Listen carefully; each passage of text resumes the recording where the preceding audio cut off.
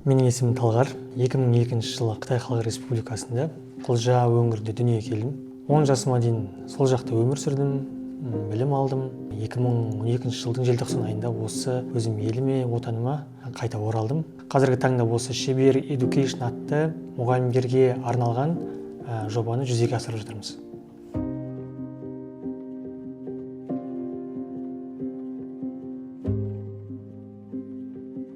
Шебер Education енді ол негізгі менің миссиямды орындай алатын және мұғалімдердің жалпы өмірінде материалдық жағынан, уақыт жағынан үлкен мүмкіндік, көмек беретін құрал деп айта аламын. Яғни өзім негізі мамандығым мұғалім, ал менің мақсатым барлық осы білім жүйесіне үлкенірек үлес беріп, үлкенірек өзгеріс алып келу. Ал мен мұғалім ретінде, жеке репетитор ретінде тек қана шағын аудиторияны қамтуы мүмкін. Осындай жобалардың арқасында біз жалпы еліміздің, жалпы осы платформаны қолданатын адамдардың барлығына бірдей әсер ете аламыз. Қазіргі таңдағы біздің жобамыздың басты мақсаты сол мұғалімдердің күнделікті бір осы рутиналардан құтылуына мүмкіндік беретін инструменттерді дайындау. Осы уақытқа дейін мұғалімдер материал дайындауға, тест дайындауға күнделікті бір 2-3 сағат уақытын құртуы мүмкін.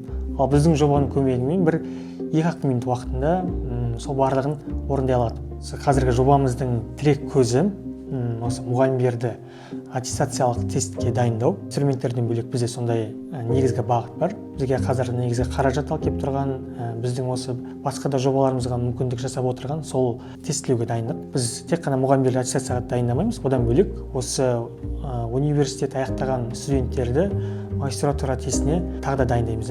Яғни біз екі бағытта осындай тестілеуге дайындық жобамыз бар. Негізгі артықшылығымыз артық теориялардың жоқтығы деп айта аламыз. Себебі біз 1 сағат, 2 сағаттық теориялар бермейміз. Барлығы негізінен тренажерлық инструменттер арқылы ол кісілер білімдерін шыңдайды деп айта аламыз. Біз қазір өзіміздің осы дайындық тренажерларымызға жасанды интеллектті қосып жатырмыз. Жасанды интеллект, мысалы, сіз белгілі бір сұрақты түсінбей қалдыңыз. Әрі қарай сол түсінбедім деген батырманы басқан кезде толықтай сол сұрақты сізге шешіп түсіндіріп береді. Яғни сіз тек қана бір сұрақ жаттап алмайсыз, керісінше оның жасанды интеллект көмегімен толық мәнін сол тақырыпты түсініп шығасыз. Осы тренажерларымыз дайындық жолыңызды көреді.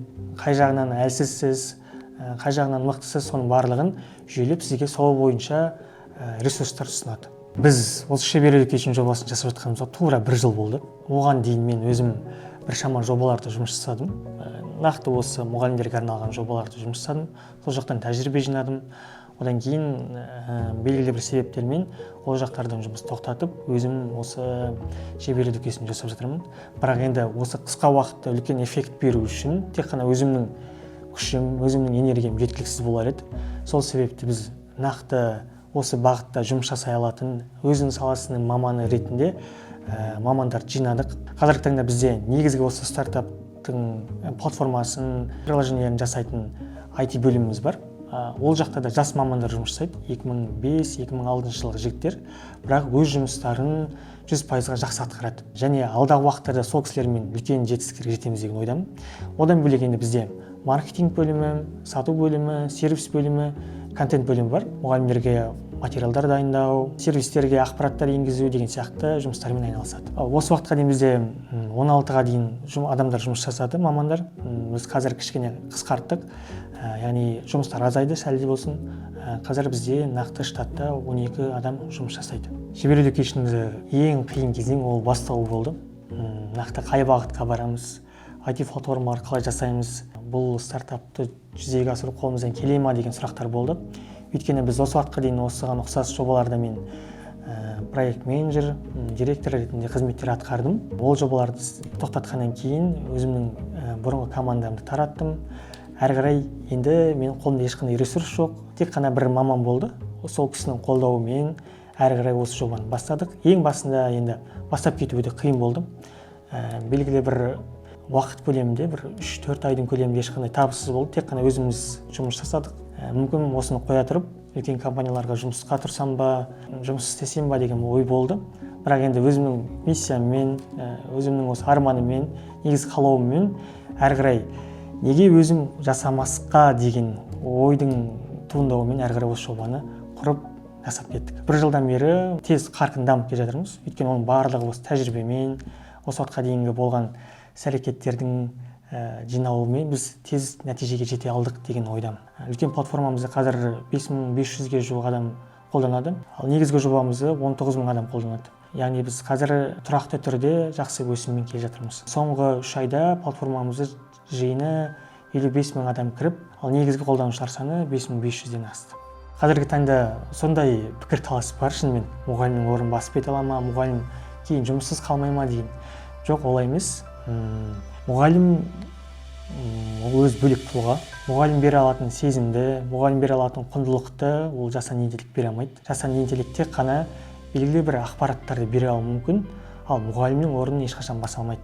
Мұғалімге бәсекелес ретінде емес, тек мұғалімге көмекші құрал ретінде, үлкен кітапхана ретінде қарастырып, бір құрал ретінде пайдалануымыз керек та. Қандай жағдайда мұғалімдерге әсер ете алуы мүмкін? Алдағы уақытта енді жасанды интеллектіне осы оқу ағарту министрлігі жалпы білім саласына енгізіп жатыр, әсіресе мұғалімдердің сабағына қолдануға міндеттеп жатыр да. Енді алдағы уақытта мұғалімдерге бәсекелестік кім тудырады? Бәсекелестікті сол жасанды интеллектіні жақсы меңгерген мұғалімдер тудыра алады. Яғни жасанды интеллекттің өзі емес, соны жақсы меңгере алған, жақсы қолдана алатын мұғалімдердің арасында бәсекелестік тудыра алады. Мұғалімдерге негізгі кеңес осы жасанды интеллектіні қорықпай, қысылмай, осыны үйреніп, өзінің өміріне, өзінің жұмысына енгізу деп айта алатын. Біз о бастан енді шебер деп ат қойған кезде, осы мұғалімдердің санатының ең жоғарғы шыңы осы шебер деп аталады. Одан бөлек енді жалпы біз білім саласында тек қана осы мұғалімдерге емес, барлық саласында қызмет атқарғымыз келеді. Барлығының ортақ атауы болсын деп, осы шебер деген атауды қойдық. Енді алдағы уақытта осы Қазақстандағы барлық мұғалімдердің қажеттілігін жабу, өзіміздің еліміз үшін, өзіміздің білім саласы үшін бірінші қызмет етейік. Одан кейін барлық қажеттіліктерді жауып, зерттеп болғаннан кейін біз осы көршілес мемлекеттерге, басқа барлық әлем мемлекеттеріне шығатындай жоба жасағымыз келеді. Қазіргі таңда енді жасанды интеллекттің қарқынды дамып келе жатқан кезеңі. Бізде мұғалімдер жоғарғы оқу орындарын ескі білім бағдарламаларымен, бұрынғы методикалармен оқып шықты. Ал қазіргі жас буын біздің оқып берген ақпаратымызды қабылдамайды. Ол кісілерге жаңашыл бір дүниелер қызығырақты, жаңа буынға. Жаңа заман оқушылары соны талап етеді. Сол себепті қазіргі мұғалімдерге тағы да өзінің беріп жатқан біліміне бір мықты инструмент ретінде осы жасанды интеллектіні енгізуді ұсынар едім. Одан қорқудың еш нәрсесі жоқ, ешқандай қиындығы жоқ. Тек қана кішкене зерттеп, интернетті ақтарып, ютубты ақтарып, үйреніп алса, ол кісілердің өміріне өте үлкен көмек болатын еді. Өзіме де ол салада қазір тәжірибе жинау керек. Бұрын осы уақытқа дейін бізде өзіне тану дейтін пән болды ғой. Оның негізгі қызметі психология еді. Мен осы адамның өзін өзі тану, адам психологиясы дейтін сабақ беретін. Адам өзін дұрыс тани алғанда, өзінің потенциалдарын білген жағдайда, өзінің әлсіздіктерін білген жағдайда, ол кісіде өсу, әрі қарай армандай алу, жобаларды жүзеге асыру, осы өмірде бір пайдасын тигізе алу дейтін нәрселерді өзі бағамдай алатын еді. Қазіргі оқушыларға осы психология көмек, жаһандық көзқарас дейтін нәрселерді қалыптастыру керек. Сол кезде ол кісілер кеңінен ойланып, кеңінен армандай алады. Тек арманы бар адамдар ғана үлкен жобаларға, үлкен жетістіктерге жете алады.